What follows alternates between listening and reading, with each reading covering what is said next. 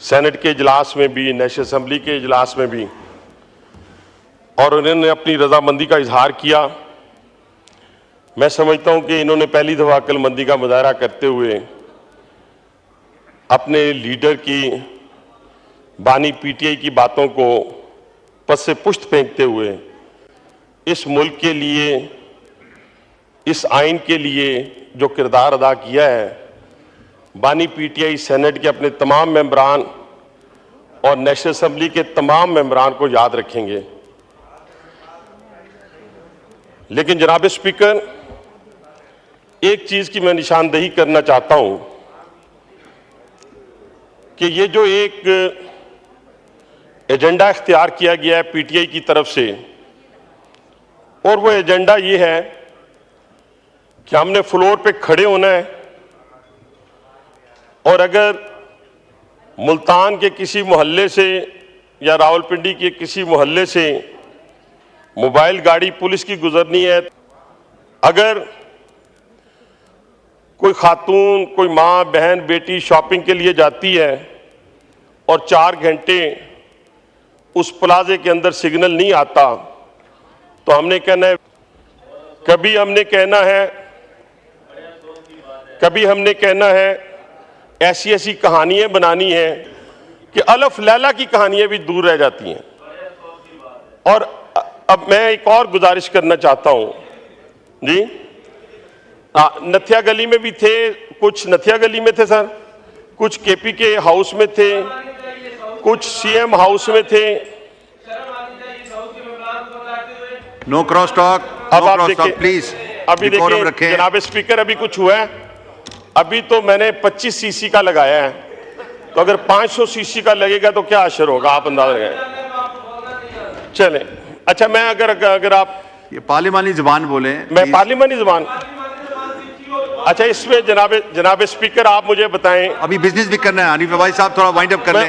मुझे ये 25 CC point of order बाद में लेंगे, बिजनेस के बाद जी, पॉइंट ऑफ ऑर्डर बाद में लेंगे, बिजनेस के बाद अभी वाइंड अप कर लें, तो बिजनेस करना है। तो स्पीकर साहब आप मुझे बात तो करने देना, मुझे बात करने, मैं कुछ भी नहीं इनको कह रहा, मुझे बात करने देंगे तो पूरी करूंगा ना। इस रविश को इनको खत्म करना पड़ेगा। ये इस वक्त पार्टी नहीं रही, ये इस वक्त 70 के 70 लोग कंप्रोमाइज हैं। इनमें से एक बंदा भी ऐसा नहीं है जो अपनी पार्टी लीडरशिप के साथ खड़ा हो।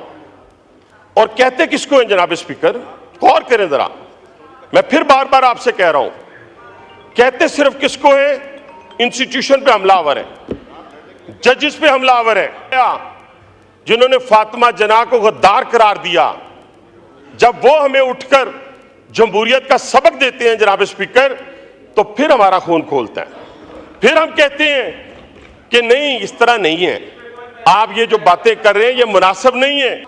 आज कौन से सफेद कपड़ों की बात करते हैं, कोई सफेद सलवार कमीज पहन के आ जाए तो आप कहते हैं कि जी वो सफेद कपड़ों वालों को पकड़ ले, मैंने पहने हुए थे 26वीं तरमीम में, मैंने सफेद सलवार कमीज पहनी हुई थी, इन्होंने पहनी हुई थी, आगा ने पहनी हुई थी।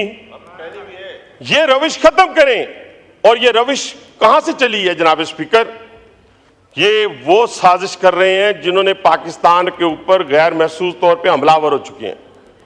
उन्होंने बानी पीटीआई को और उन लोगों को खरीदा है, खरीद कर किया क्या है, वो हमलावर होकर ये क्या चाहते हैं कि ये पाकिस्तान जो 7वीं एटमी कुव्वत है और मुस्लिम पहली कुव्वत है, उसके इंस्टीट्यूशन को कमजोर करें। वो पार्लियामेंट की हद तक हो, वो जजेस की हद तक हो, किसी की हद तक हो, सबको ये रोंदना चाहते हैं। लेकिन ये याद रखें, जिस साजिश का ये शिकार हुए हैं और होना जा रहे हैं कि एक एक बंदा जो है वो एक्सपोज होता जा रहा है। ये कहते हैं ना हमें कि जी फलां लोगों को लेके आए, फलां लोगों को पकड़ा, फलां को जबरदस्ती किया। वो 14 साल की दोशीज़ा थी, कुछ 16 साल की दोशीज़ा थी, जिसको उंगली से पकड़ा तो लेके आ गए। हर बंदा जो है अपनी अपनी मर्जी से, जो इंडिपेंडेंट था, उसने अपना इख्तियार इस्तेमाल किया है। और इस तरमीम में अपना, मैं कहता हूं उनको क्या कहते हैं आप, ये जितने सारे बैठे हुए हैं, जो सेनेट में बैठे हुए थे, जो नेशनल असेंबली में बैठे हुए थे, ये सारे उसका हिस्सा है इस 26वीं तरमीम का। अभी इन्होंने पार्लिमानी पार्टी की कमेटी के अंदर अपने नाम दिए हैं। इसी पार्टी के बहुत सारे लोग जो हैं वो हमसे मिलकर कहते हैं कि हमारी जान छुड़ा दें। हम एक एक करके जान छुड़ाएंगे ना, इकट्ठी सबकी जान छुड़ाएंगे तो कैसे ये मुल्क चलेगा। आहिस्ता आहिस्ता एक एक कोई लेंगे, दो दो चार चार, जो आता जाएगा हम उसको अपनी पार्टी में शामिल करेंगे। अपनी मर्जी से कोई उस पार्टी में जाना चाहता है वहां चला जाए, कोई एमक्यू में जाना चाहता है वहां चला जाए। और ये इख्तिताम हो चुका है, इनका किस्सा पारीना हो चुका है। और ये याद रखें जनाब स्पीकर, जितना ज्यादा कोई यहां बोलता है ना यहां, उतने ही उसके ताल्लुकात मेरे साथ भी हैं और अता तारड़ के साथ भी हैं।